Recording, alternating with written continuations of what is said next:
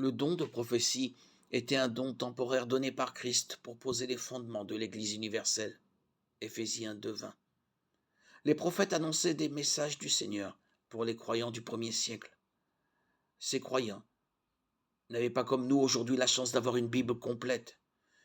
Le dernier livre du Nouveau Testament, Apocalypse, n'a été écrit qu'à la fin du premier siècle.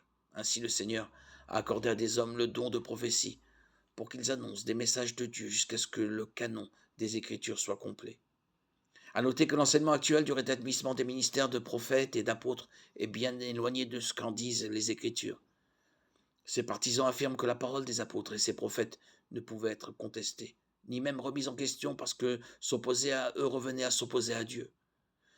Pourtant, l'apôtre Paul a loué l'attitude des habitants de Bérée, qui comparaient son enseignement à la parole de Dieu pour s'assurer qu'il disait la vérité. Actes 17, 10, 11.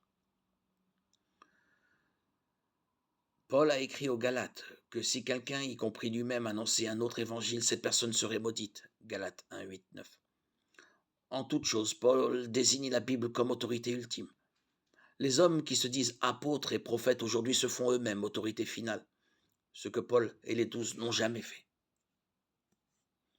À noter également que les Écritures parlent des apôtres et des prophètes au passé. 1 Pierre 3, 2 et Jude 3, 4 nous appellent à ne pas nous écarter du message qu'ils ont transmis. Hébreux 2, 3, 4 aussi parle au passé de ceux qui ont accompli des signes, des prodiges et divers miracles par les dons du Saint-Esprit.